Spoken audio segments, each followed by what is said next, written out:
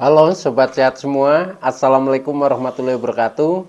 Salam jumpa kembali dengan saya Sugito di channel Berbagi Sehat. Channel edukasi dan motivasi seputar asam lambung, inisiatif psikosomatis. Berdasarkan pengalaman saya sebagai orang yang pernah menderita asam lambung, inisiatif psikosomatis dalam waktu yang cukup lama. Dan Alhamdulillah sekarang sudah sembuh ya.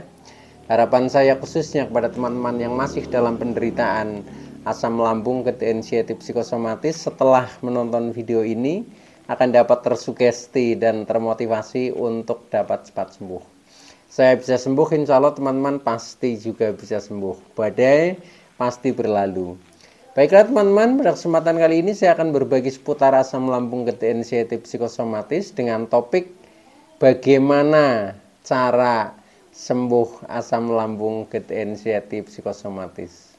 Baiklah teman-teman ya, sebelum saya lanjutkan, tolong yang belum subscribe channel ini, klik subscribe dan loncengnya supaya teman-teman tidak ketinggalan konten video-video berikutnya. Dan jika suka, klik like, selalu bagikan ke sosial media teman-teman.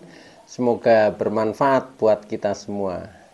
Baiklah, kita lanjutkan. Jadi topik kita kali ini adalah bagaimana cara sembuh asam lambung, inisiatif psikosomatis. Dan ini juga merupakan jawaban ya buat subscriber setia yang sering menanyakan ya dari beberapa subscriber, yaitu tentang Pak, bagaimana cara Bapak sembuh dari asam lambung, inisiatif psikosomatis. Saya menderita sudah lama tapi belum sembuh-sembuh. Bahkan ada yang menanyakan, Pak, obatnya apa ya, Pak, terapinya bagaimana dan sebagainya. Nah, pada kesempatan kali ini saya ingin sharing kepada teman-teman tentang ikhtiar penyembuhan ya atau cara menuju sembuh ya. Ini secara garis besar teman-teman ya. Mudah-mudahan cukup mewakili ya bagi teman-teman yang masih dalam penderitaan asam lambung, inisiatif psikosomatis, bisa menjadi satu referensi ya untuk menjadi cepat bangkit ya, menjadi lebih semangat untuk bisa cepat sembuh ya. Nah, walaupun secara keyakinan kita ya bahwa sembuh pada akhirnya nanti juga atas kehendak Allah ya, maka dari itu kita hanya bisa berusaha ya, berusaha semaksimal mungkin. Mudah-mudahan akan segera disembuhkan oleh Allah Subhanahu wa taala. Oke teman-teman ya, kita lanjutkan. Jadi penderitaan asam lambung, inisiatif psikosomatis yang memang penderitaan yang cukup kompleks ya, dari sebab juga yang sebabnya multifaktor kompleks, itu memang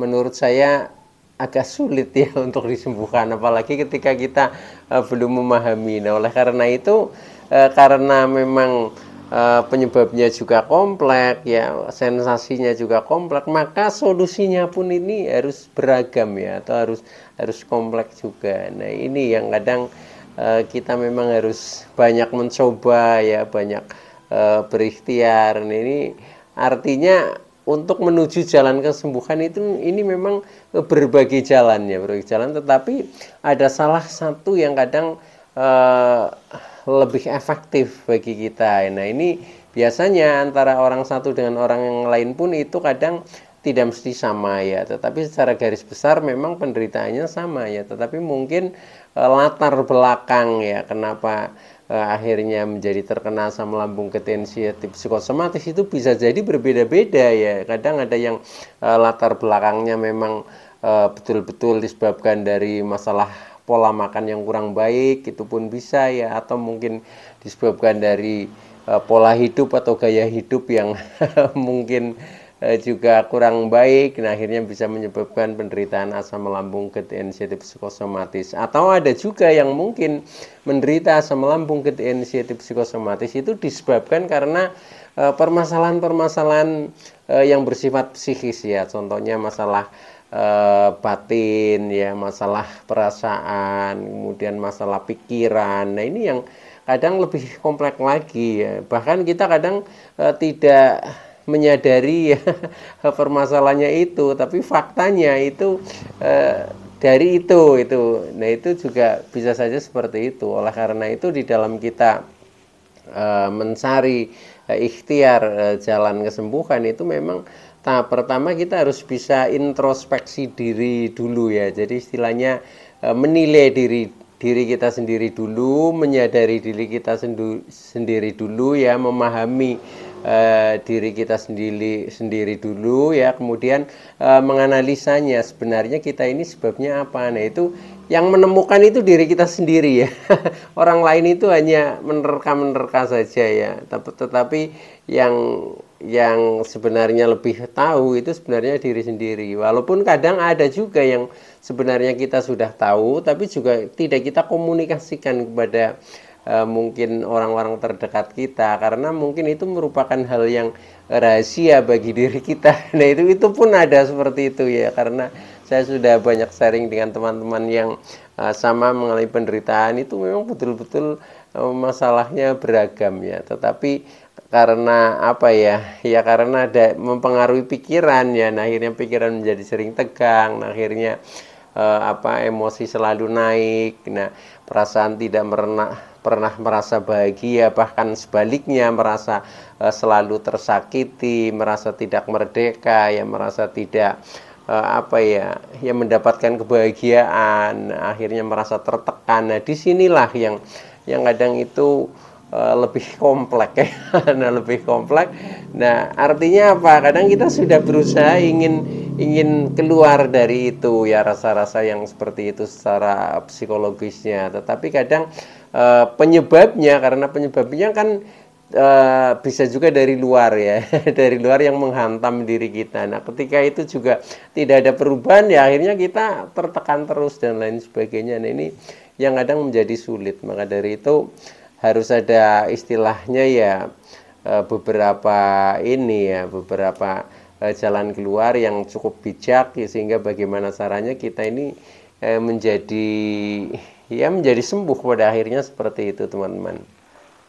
Oke ya teman-teman, jadi ketika kita bertanya ya, Pak, bagaimana cara sembuh dari asam lambung anxiety psikosomatis ini? Jawabnya sangat luas ya, sangat luas, sehingga mungkin pada sesi kali ini saya hanya memberikan beberapa alternatif secara garis besar. Tentunya itu juga sesuai dengan pengalaman yang pernah saya alami ya, saya praktekkan, itu seperti itu. Nah begini teman-teman ya, jadi kalau kita rasakan penderitaan asam lambung anxiety psikosomatis itu kan secara garis besarnya ada dua hal yang kita rasakan ya. Pertama secara fisik ya, kita memang banyak sensasi yang menyebabkan menjadi sakit tubuh ya, sakit tubuh kita ya, atau fisik kita. Contohnya dari kepala yang sering merasa berat ya, merasa keliengan, migrain ya, telinga berdenging, mata buram, hidung mampet, mulut terasa asam, leher yang kaku ya sampai pundak, kemudian dada berdebar-debar, panas, nyeri dan lain sebagainya ya, sampai dengan perut yang juga selalu begah, kembung, sembelit ya, pokoknya bermacam-macam lah ya, perih ya, sampai dengan jalan saja itu gemeteran, kaki kebas ya, pokoknya serba nggak enak ya, pinggang sakit, punggung sakit, pokoknya banyak rasa ya, bahkan ada rasa-rasa yang kadang kita sulit menyebutkan sehingga ini menjadi membingungkan ya. Termasuk waktu itu ketika saya masih dalam kondisi yang terpuruk itu, ketika saya mau ke dokter itu rasanya juga bingung nanti saya mau bilang apa gitu, seperti itu. Bahkan saya pernah berpikir saya pengennya gak usah bilang apa-apa, tapi dokter yang menemukan ya, wah kamu sakit ini begitu. Tapi ternyata juga harus dari penjelasan kita. Nah itu kadang karena saking banyaknya rasa ini kadang kita sulit menjelaskan itu loh. Dan ketika kita jelaskan semua, nah nanti kan biasanya setiap rasa itu pasti akan dikasih obat. Dan saya membayangkan nanti obatnya banyak sekali gitu. Nah itu suatu keunikan di dalam penderitaan asam lambung anxiety psikosomatis.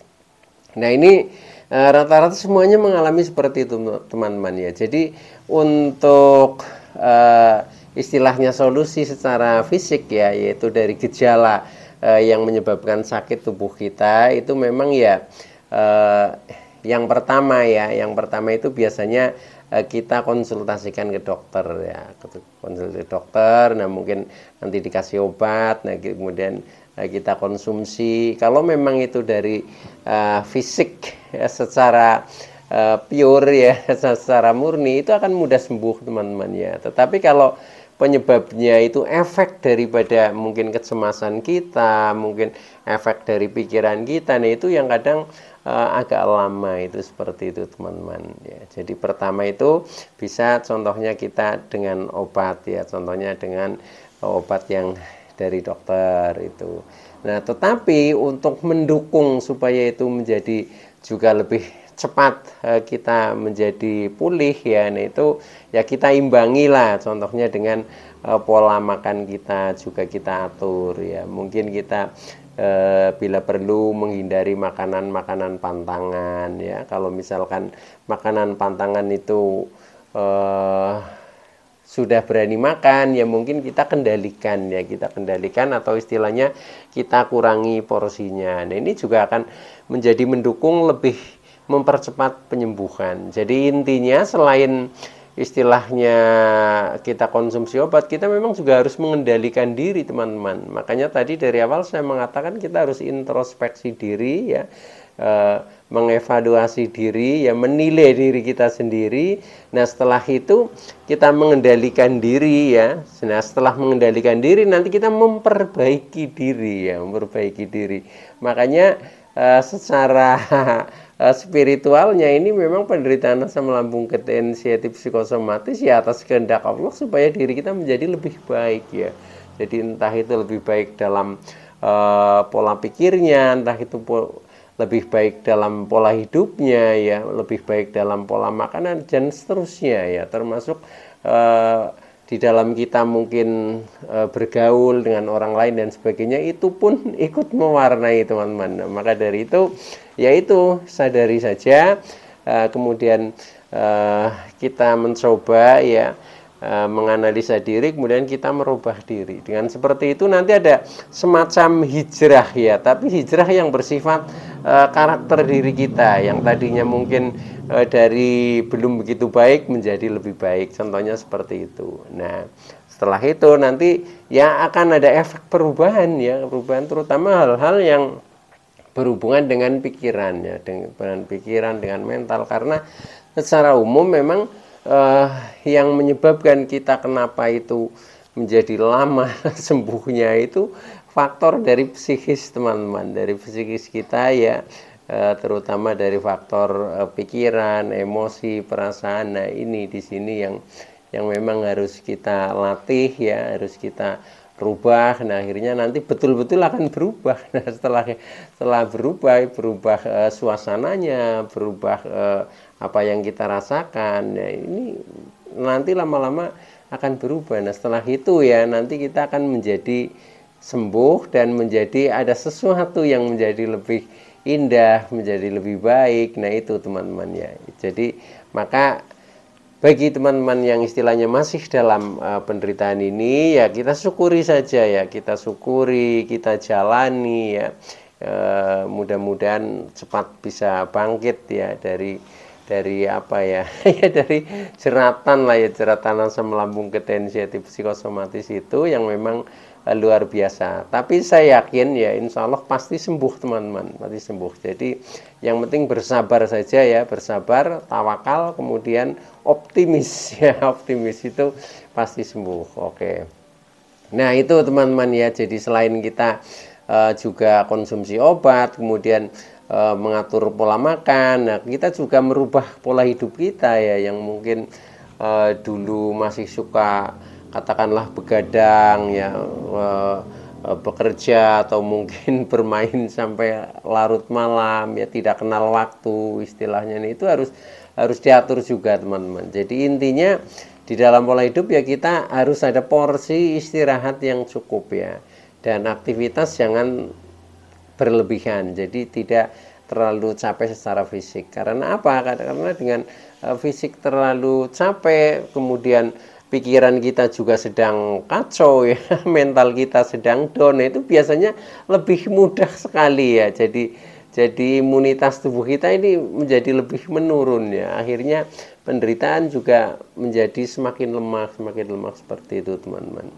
Oke ya, jadi itu hal-hal yang bersifat fisik ya. Bersifat fisik itu tangani saja seperti itu ya, termasuk kita juga rajin bergerak ya, bergerak atau berolahraga lah ya, berolahraga. Jadi olahraga ya semampunya ya, terutama ya yang paling ringan contohnya jalan lah ya, jalan pun tidak harus misalkan lari pagi atau sore ya, itu nggak harus begitu. Yang penting usahakan ya jalan di sekitar rumah juga nggak apa-apa ya, yang penting dalam waktu ya sekitar 30 menit lah kita usahakan berjalan, syukur pagi dan sore ya. Kalau tidak ya mungkin pagi tidak bisa, sore bisa, atau sebaliknya, itu pun nggak masalah. Jadi intinya memang dengan kita bergerak, dengan kita berolahraga ini juga akan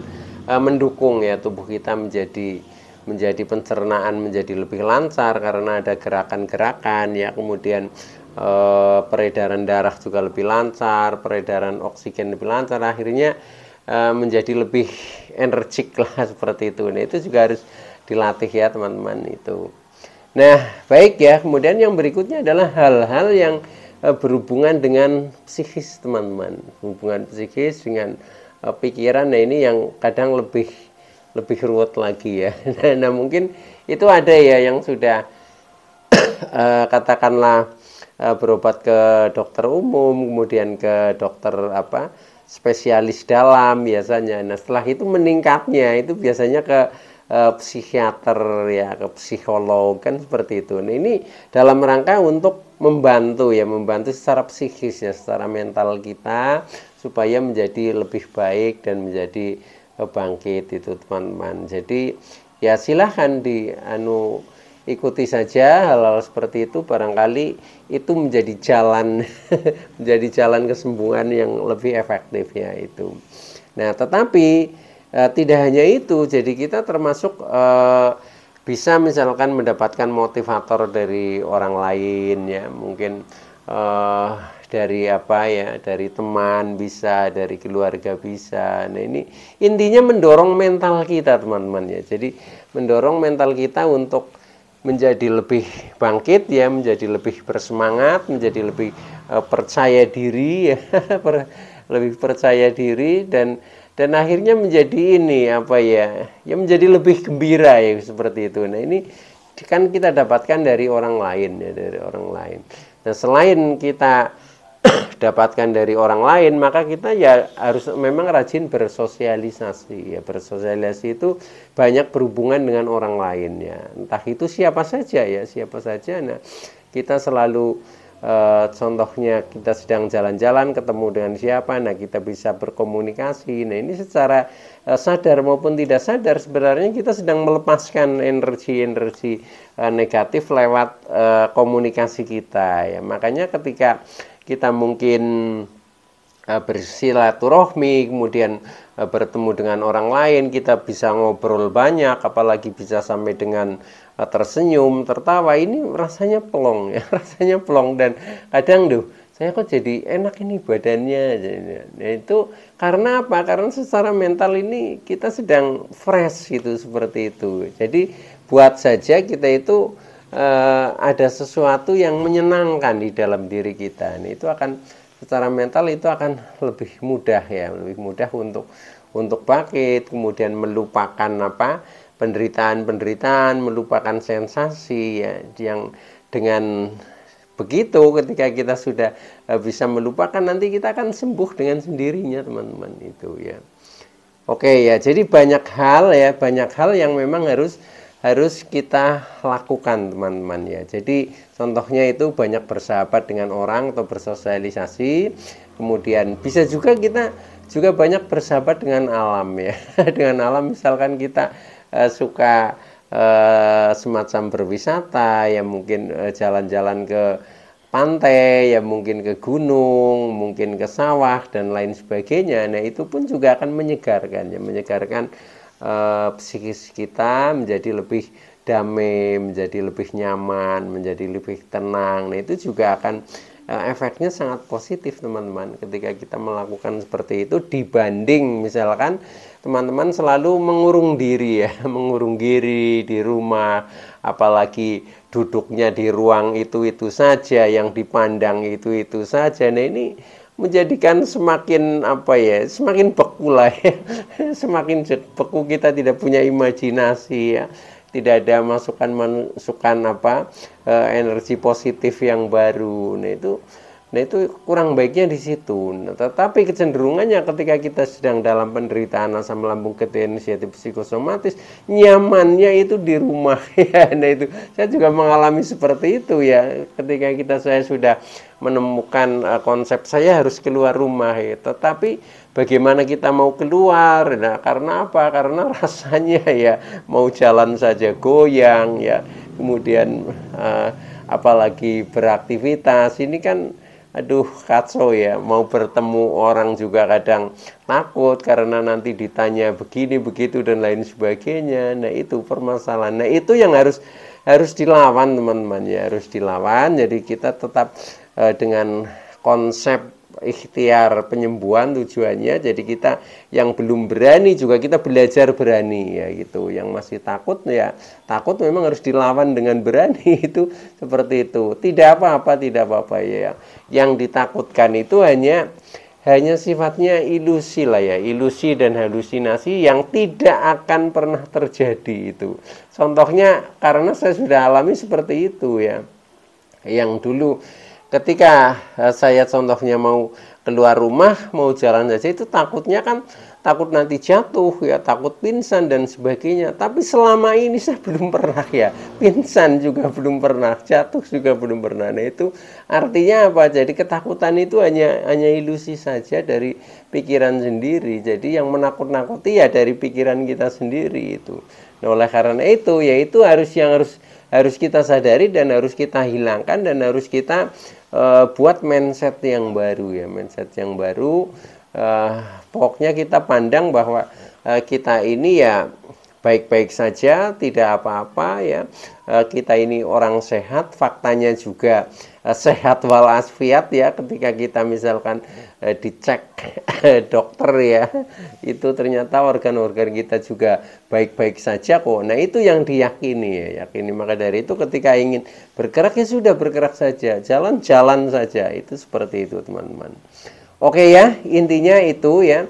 Kemudian yang terakhir sekali, nih, intinya kita memang juga karena apa, ya, kita sehat, kita sakit ini juga atas izin Allah, maka kita lebih banyak mendekatkan diri teman-teman, ya, mendekatkan diri dengan cara, ya, mungkin, ya, lebih banyak beribadah, lebih banyak berdoa, berzikir dan seterusnya, ya. Mudah-mudahan ketika teman-teman masih dalam penderitaan ini, ya, terutama yang belum membaik, menjadi cepat membaik, ya, akhirnya menjadi cepat sembuh. Oke, itu dulu yang bisa saya sampaikan, ya. Kurang lebihnya mohon maaf, ya. Terima kasih atas like, subscribe, serta komennya. Saya Sugito dari channel Berbagi Sehat. Saya bisa sembuh, insya Allah teman-teman pasti juga bisa sembuh. Badai pasti berlalu. Oke, terima kasih. Wassalamualaikum warahmatullahi wabarakatuh.